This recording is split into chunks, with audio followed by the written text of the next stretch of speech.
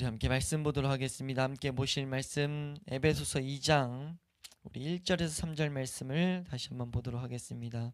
에베소서 2장 1절에서 3절 우리 함께 한 목소리로 합독하도록 하겠습니다. 함께 읽습니다. 시작. 그는 허물과 죄로 죽었던 너희를 살리셨도다. 그때 너희는 그 가운데서 행하여 이 세상 풍조를 따르고 공중의 권세 잡은 자를 따랐으니 곧 지금 불순종의 아들들 가운데서 역사하는 영이라. 전에는 우리도 다 그 가운데서 우리 육체의 욕심을 따라 지내며 육체와 마음에 원하는 것을 하여 다른 이들과 같이 본질상 진노의 자녀이었더니. 아멘. 예, 우리 에베소서 2장 1절에서 3절 마지막 시간입니다. 우리가 이 에베소서 2장 1절에서 3절이 인간의 죄에 대해서 설명하는 성경 본문 중에 가장 탁월한 본문이라고도 볼 수 있다고 우리가 계속해서 생각하고 있습니다. 인간의 죄에 대해서 네 가지의 이런 요점, 중요한 내용을 말하고 있는데 그 중에 우리가 네 번째 시간으로 우리가 이제 죄에 대해서 무엇을 가르치고 있는가, 성경이 인간이 반드시 죄가 있음을 알아야 되고 죄의 영향을 받고 있음을 알아야 되는데 그 죄를 통해서 또 무엇을 말하는가 라고 했을 때 성경은 분명하게 우리에게 무엇을 설명하냐, 하나님의 진노 아래 있게 된다 라는 것을 알아야 된다는 겁니다. 뭐가 진노 아래 있게 되냐, 죄 아래 있게 되는 사람은, 죄의 영향을 받는 모든 사람은 하나님의 진노 아래 있게 됐다 라는 것을 분명히 알아야 된다는 거예요. 다른 말로 하면 우리가 계속해서 살펴보았던 죄의 영향을 받고 우리가 우리 안에 있는 내재되어 있는 죄에 대해서 우리가 바라볼 때 그 죄를 하나님은 어떻게 바라보고 계신가를 우리가 분명히 알아야 된다는 거죠. 이거를 아는 것은 우리의 신앙생활에 매우 중요하다는 겁니다. 특별히 하나님의 크신 능력을 알아가는데 이건 너무 중요하다는 거예요. 그러니까 하나님께서 우리에게 분명히 가르치시는 것은 죄 안에 있는 모든 사람은 하나님의 진노 아래 놓이게 되어 있다는 거죠. 이걸 알아가는 건 너무나 중요한 내용입니다. 다른 내용들도 다 중요했지만 사실 가장 중요한 내용은 이거예요. 왜냐하면 지금 이게 우리에게 실제 처해 있는 환경이기 때문입니다. 실제로 궁극적인 최종적인 영향이 끼쳐질 내용이기 때문이라는 거예요.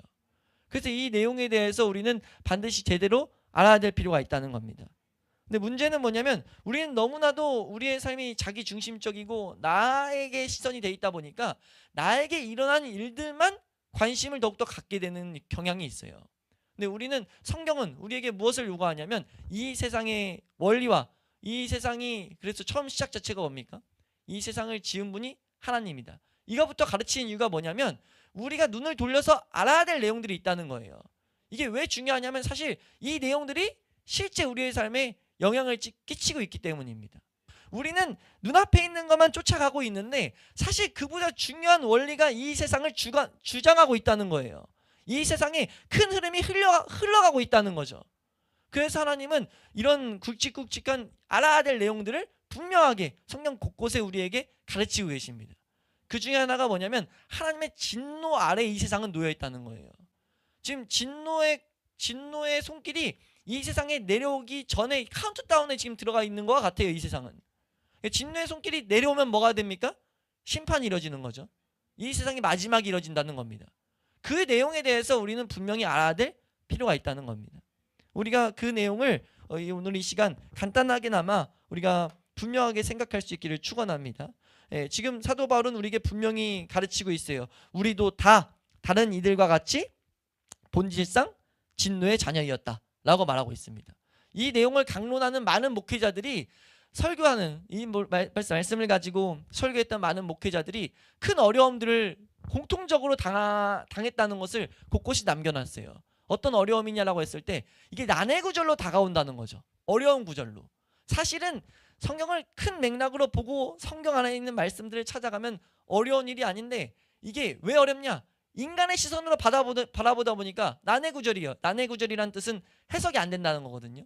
이게 도대체 왜 무슨 말이야? 라고 하는데 왜 난해 구절이 됐냐? 라고 했을 때 하나님을 보통 우리가 어떻게 이해하냐?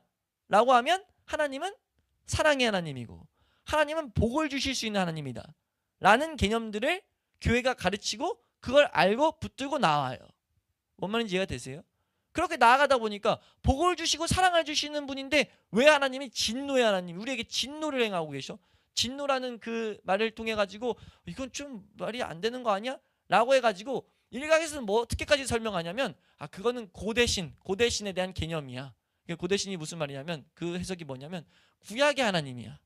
구약의 한 민족 부족신이었어. 그러니까 이스라엘의 하나님이라고 하잖아요, 성경에. 이게 이스라엘의 하나님께서 이스라엘 백성을 다루실 때의 모습이야 라고 하면서 예수 그리스도가 오시면서 완전한 뭐 이런 여러 가지 말이 붙으면서 예수 그리스도가 오심으로 이제 하나님에 대한 제대로 된 모습을 알게 됐는데 그 하나님은 사랑의 하나님이야 라고 하면서 진노에 대한 내용들을 그냥 구약에 있는 개념으로 치부해버리고 그냥 넘어가 버리려는 시도들을 하는 모습이 종종 있게 된다는 거예요. 왜요? 아니 하나님은 사랑의 하나님이지. 약간 껄끄럽다는 거죠. 진노, 하나님의 이런 심판, 껄끄럽다 보니까 뭐 하게 됩니까? 이건 좀 생략하고 넘어가려는 그런 경향이 있게 된다는 거예요. 그리고 어떤 사람들은 이런 말을 한다는 거죠. 내 인생에 여러 가지 환난도 많은데 환난에 대한 해결에 대한 말씀도 필요한 게 맞고 여러 가지 어려운 일 혹은 또 여러 가지 다른 난제들도 있는데 환난, 어려운 일, 난제들 그런 걸 통해서 알아가야 될 하나님도 많은데 내가 꼭 이런 걸 깊이 생각해야 되나? 라고 해서 넘어간다는 거죠. 그러니까 우리가 강해설교에 감사한 점이 또 여기 있어요. 그러니까 우리가 강해설교를 안 하면 보통 목회자들도 사람인지라 뭐 하냐면 성도들의 어려움, 성도들에게 필요한 하나님의 어떤 힘되는 하나님이 말씀하신 힘든 말씀들이 많잖아요, 성경에. 그런 말씀들만 하기도 벅차다는 거죠. 시간이 부족하다는 거죠.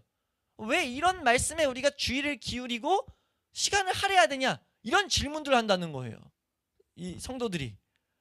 그에 대한 대답을 우리는 좀 명확히 하고 갈 필요가 있다는 것을 우리는 생각해야 됩니다. 그래서 우리가 먼저 이런 말씀들을 왜 우린 마땅히 이런 문제를 깊이 생각해야 되는가에 대해서 세 가지만 먼저 생각하고 가면 첫 번째 우리가 이런 문제를 반드시 깊이 생각해야 되는 이유는요. 성경이 기록하고 있기 때문입니다. 성경이 이걸 분명하게 가르치고 있기 때문이에요. 우리 믿음의 사람들이라고 한다면은 성경이 하나님 말씀임을 믿는 자들이거든요. 성경이 하나님의 능력임을 믿는 자들이에요. 디모데후서 3장에서 말하는 그 내용처럼 구원함에 이르는 지혜가 있게 하고 하나님을 찾는 자들에게 온전하게 만드는 능력이 있다는 것을 믿는 자들입니다. 그걸 믿는다면 성경에 기록한 것은 마땅히 공부하는 게 당연하다는 거죠. 뭔 선택하고 뭔 선택하지 않는다. 무엇은 내가 더 바라보기 원하고 무엇은 더 깊이 생각하기 원하지 않는다 라는 건 성경의 권위를 인정하지 않는 태도라는 겁니다. 그래서 우리는 이런 말씀들을 깊이 생각해야 된다는 것을 반드시 우리가 붙들어야 될 줄로 믿습니다. 두 번째로 우리가 이 말씀을 깊이 생각해야 되는 이유는 무엇이냐면 이 본문이 말하고 있는 바가 우리가 아까도 잠깐 언급했지만 우리의 인생과 너무 밀접하게 연관을 맺고 있기 때문이에요.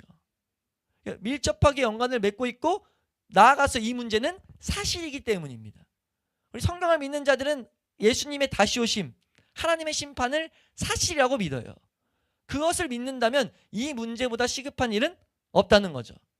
그러니까 우리가 이 문제에 대해서 깊이 생각해야 될 이유는 너무 이 필요성은 너무나 분명하다라는 것을 우리는 생각해야 됩니다. 세 번째로 무엇이냐면요. 지금 사도의 이 가르침을 잘 읽다 보면 이 전체의 설명은 결코 이런 가르침, 특히 이런 진노에 대한 가르침도 우리가 깊이 바라보지 않으면 하나님의 사랑을 완전하게 이해할 수 없다는 거예요.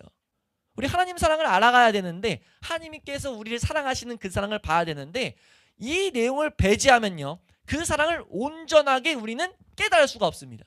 그러니까 우리 편에서 좋을 대로만 선택할 뿐이에요.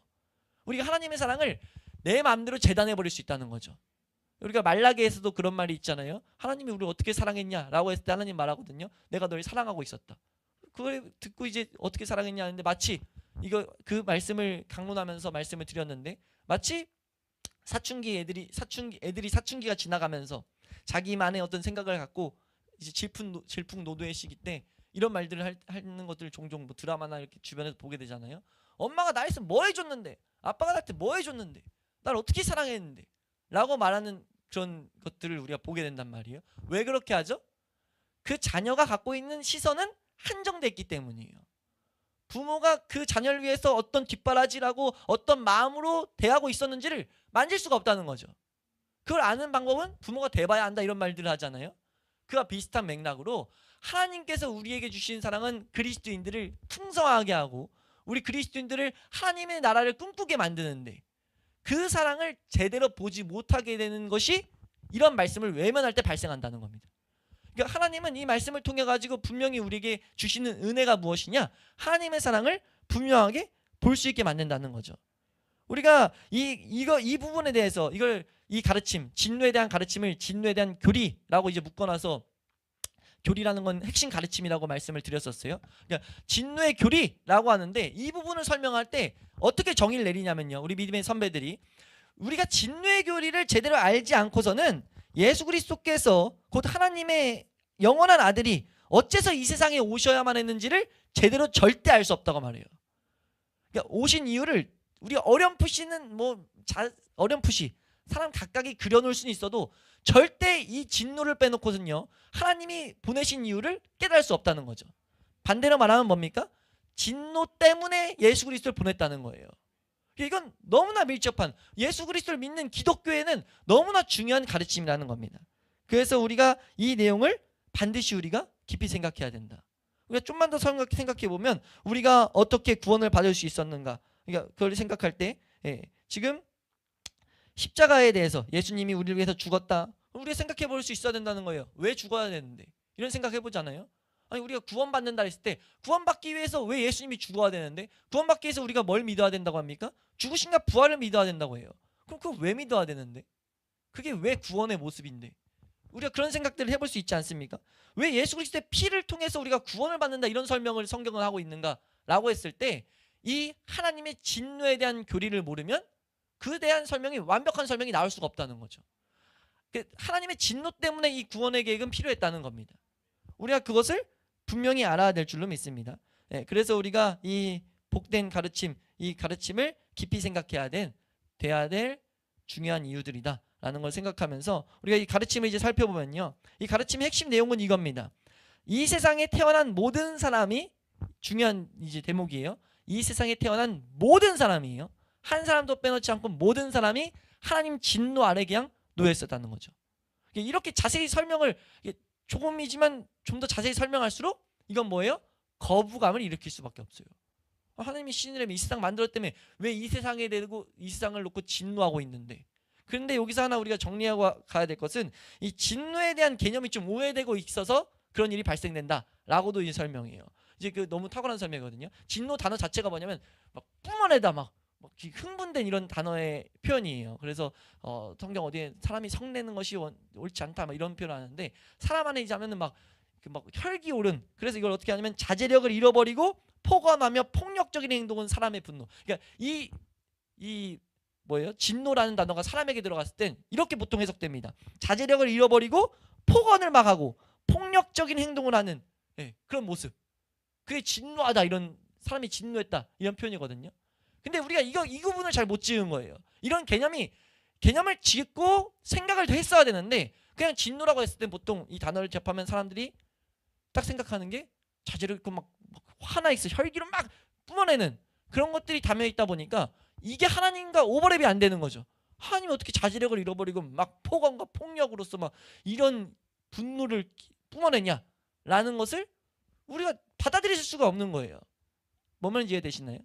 근데 우리는 구분을 좀 분명하게 지어야 된다는 거죠. 하나님이 진노하셨다라고 했을 때는요, 그런 자제력을 잃어버리고 막 폭언과 폭력 그런 개념이 아니라 오히려 더욱더 공명정대하게 완전한 공의로 완전한 정의로서 정확하게 하나님께서 지금 분노하고 계신다는 거예요. 그래서 이걸 보통 설명하면 공의와 정의 가운데 있는 의분이다 라고 표현할 수 있거든요.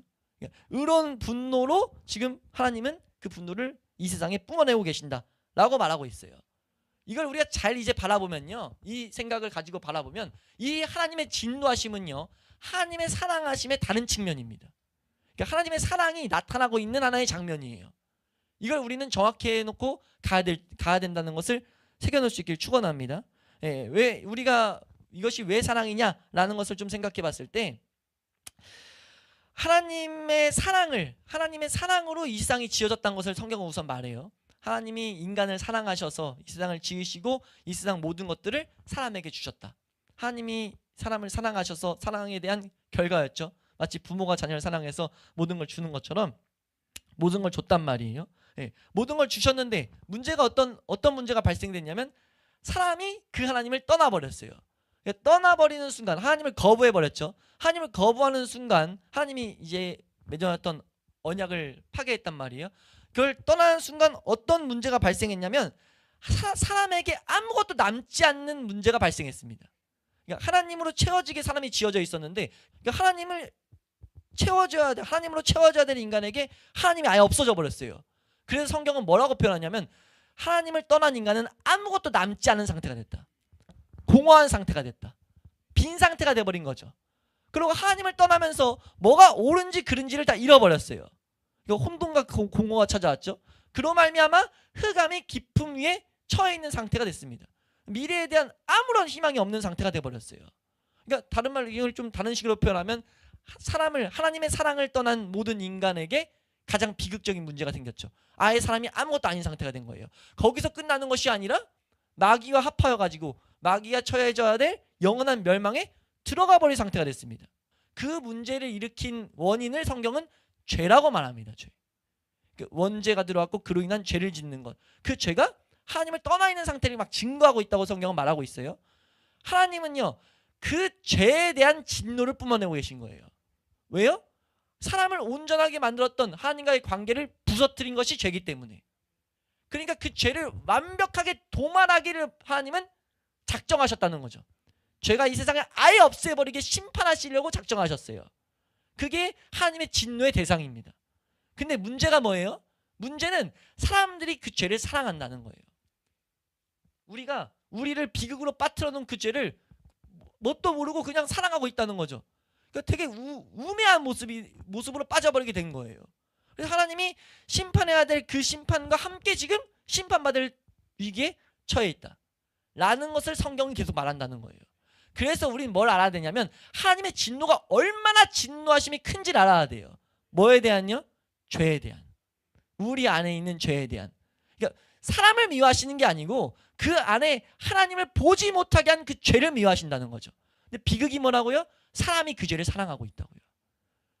이 세상으로 하여금 하나님 없는 삶, 저번 시간에 살펴본 하나님 없는 삶을 만든 그 죄를 사랑해가지고 사랑한 증거로 뭐예요? 하나님 없는 삶을 추구하며 살아가요. 그걸 알아야 된다고 말한다는 겁니다. 하나님은 반드시 그 죄를 뭐 하실 거라고요? 반드시 심판하실 거라고요. 반드시 도말하실 거예요. 도말. 아예 깨끗하게 버린다. 아예 없는 상태로 만드실 것이다 라고 성경은 가르친다는 거죠. 그걸 우리는 분명하게 바라봐야 된다는 겁니다. 이것을 성경에 처음부터 계속해서 그래서 우리에게 경고하고 있어요. 하나님 죄 심판할 거다. 처음 장면에 죄가 들어온 이제 첫 장면이 창세기 3장 말씀인데 거기서 죄가 들어오고 나서 하나님 뭐 하시냐면요. 아담과 하와를 에덴 동산에서 쫓아내버려요. 쫓아내고 그 동쪽에 뭘 두시냐면 화영검, 불타는 검을 놔둡니다. 그게 하나님 심판을 의미하거든요. 죄가 있으면 못 들어와. 죄는 반드시 심판받는 거야 라는 것을 하나님께서 보이셨다는 거예요. 하나님의 공의와 하나님의 그 정의로서 잘못된 것은 철저히 절대 없애버릴 거라는 하나님의 뜻을 보이고 있다는 거죠.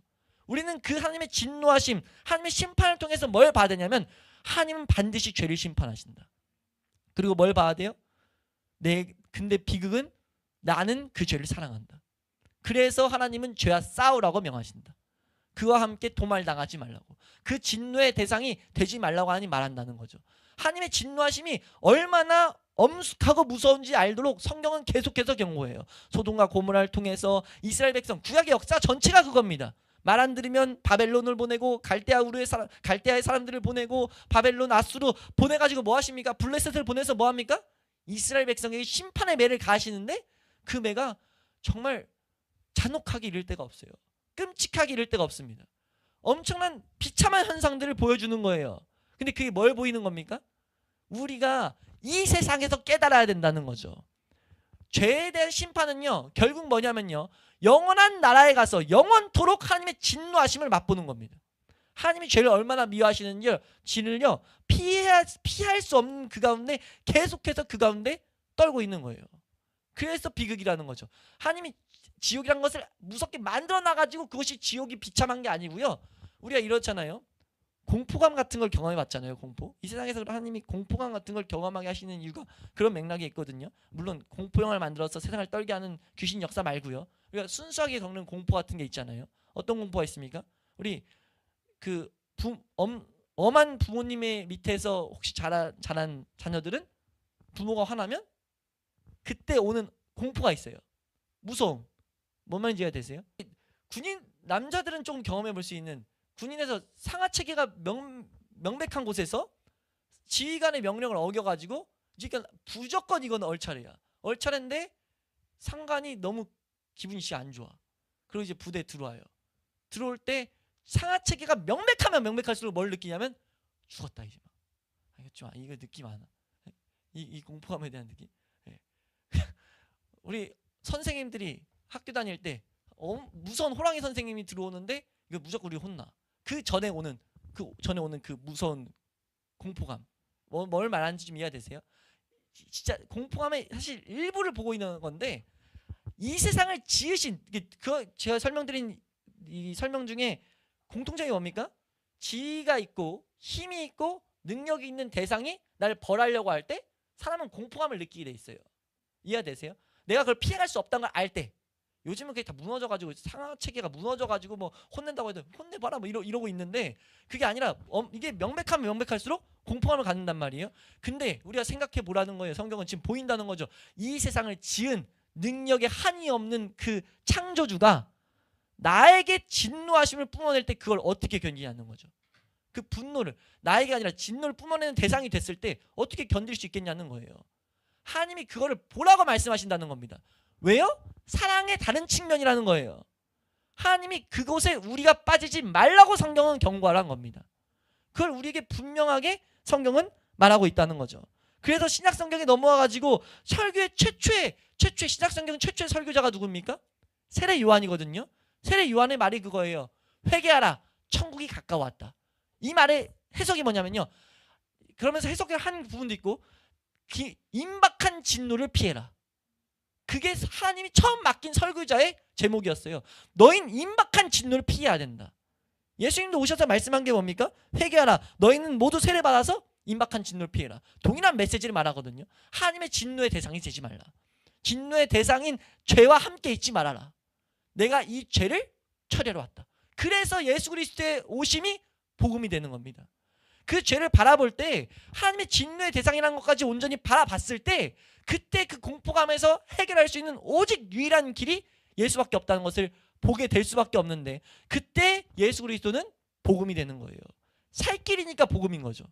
마치 계속 얘기를 했으니까 아빠가 너무 화나가지고 혼나서 매를 맞아야 되는데 엄마가 나타나서 날 구해줬어. 엄마 그러지 마요 라고 했을 때 그 순간은 엄마가 구해주라고요. 뭔 상황인지 이해되세요? 이게 작은 하나의 사건을 가지고 우리는 생각해내야 된다는 겁니다.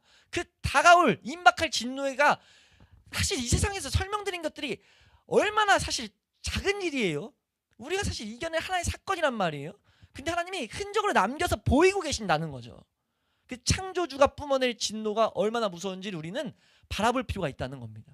그래서 성경은 바울은 우리에게 뭘 가르칩니까? 우리 알아야 돼. 우리는 나면서부터 다 그가 사람들과 같이 우리는 본질상 진노의 자녀였어. 근데 거기서 건져낸 하나님의 은혜가 그걸 건져낼 수 없었던 상황 속에서 나온 그 은혜가 얼마나 크냐. 지극히 크신 그게 큰 능력이기도 하지만 우리에게 얼마나 복된 얼마나 말로 형용할 수 없는 은혜냐 라는 것들을 말로 형용할 수 없는 사랑이냐 라는 것들을 지금 사도 바울은 우리에게 가르치고 있다는 겁니다.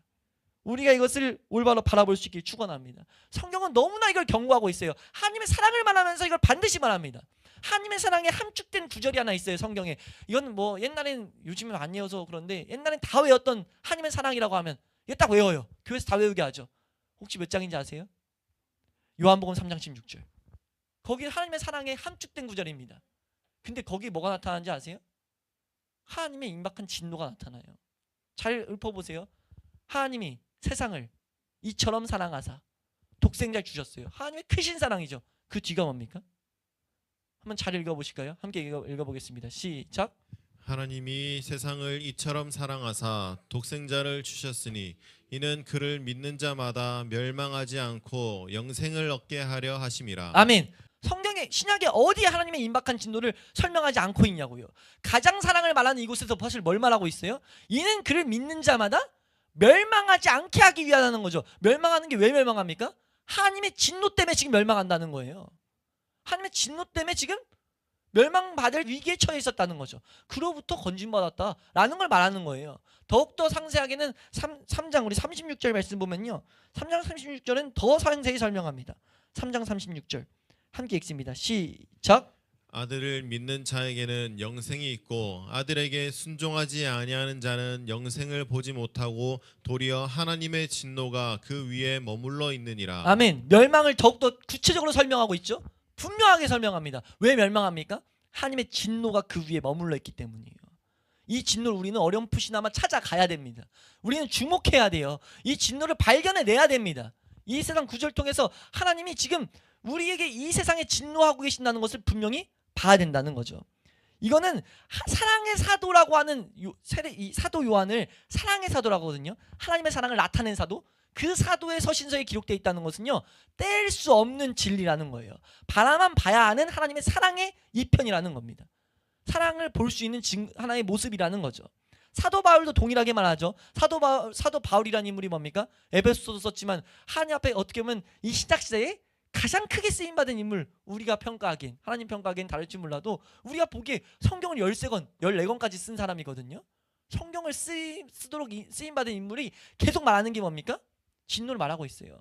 사도 바울이 계속 사실 고백한 건 뭐냐면 복음이거든요. 예수 그리스도의 복음을 알아야 된다. 그 복음이 얼마나 깊은 소식인지 알아야 돼 라고 말하는데 곳곳이 진노를 표현하고 있어요.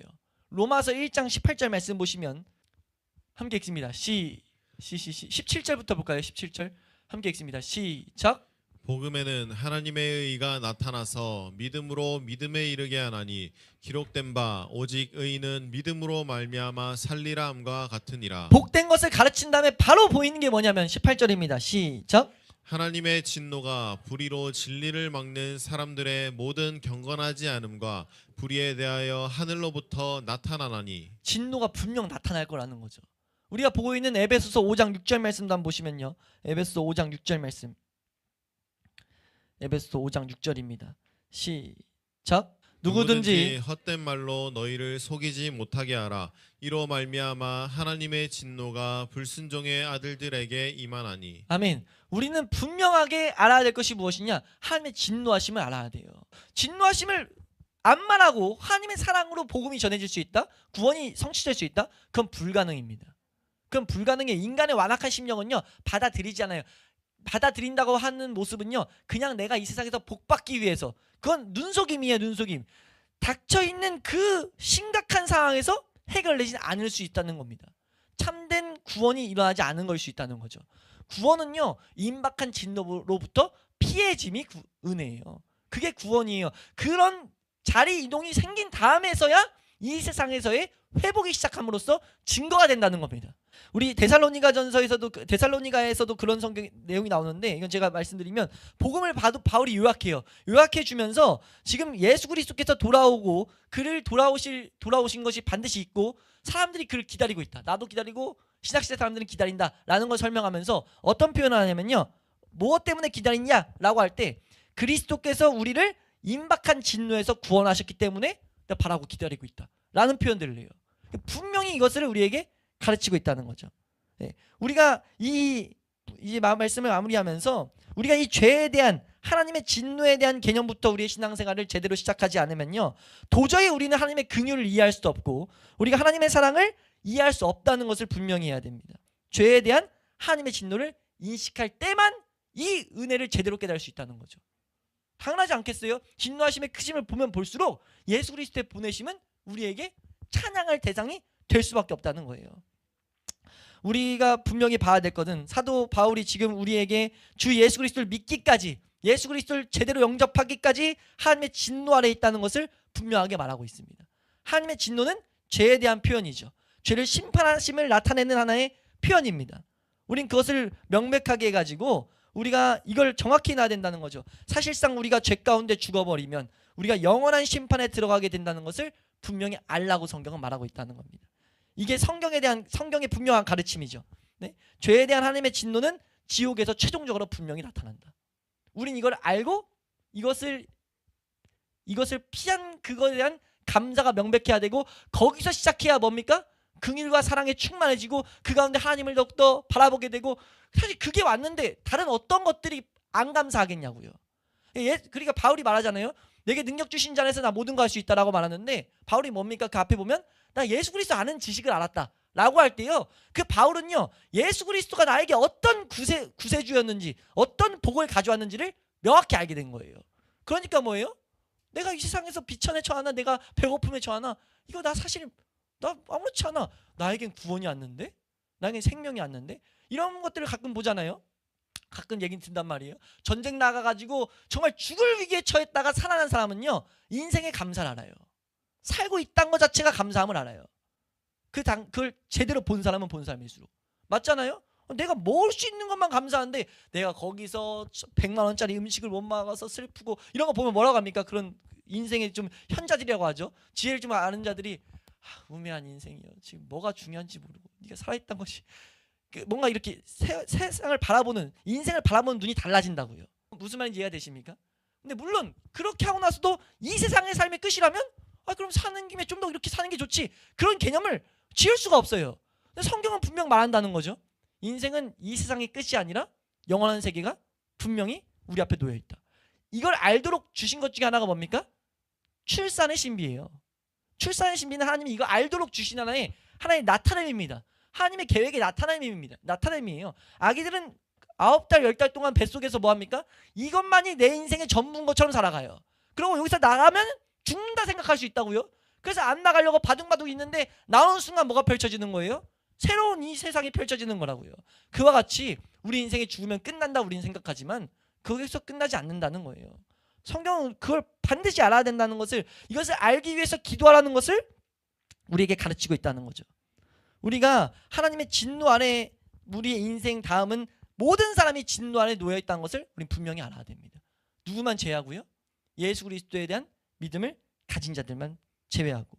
누군가 이런 개념을 반대한다면요, 이 진노에 대해서 거부한다고 한다면, 그 사람은요 그 개념만 반대하는 게 아니고 성경을 반대하는 자예요. 그 사람은요 하나님을 반대하는 자입니다. 하나님의 사랑을 반대하는 자예요. 우린 그걸 명확히 해야 될 줄로 믿습니다. 우리가 성경을 우리가 제대로 안다면, 성경을 하나님 말씀으로 봤다면, 이런 말씀이 부딪힘이 조금이라도 발생할 때마다 뭐 해야 돼요? 이해될 수 있는 은혜를 구해야 돼요. 깨달을 수 있는 은혜를 구해야 됩니다. 우리가 그것을 구함으로써 우리가 이 진노에 대해서 우리에게 가르치시고, 그를 통해서 믿는 자들에게 주시는 한없는 은혜를 우리가 더욱더 발견하고 우리가 깨달을 수 있기를 주의 이름으로 축원합니다. 우리가 이 은혜를 제대로 바라보게 될 때 하나님의 이름을 더욱더 찬양하게 되는 그 은혜가 있게 된다는 것을 경험으로 우리가 나타내는 자들이 될 수 있기를 주의 이름으로 축원합니다.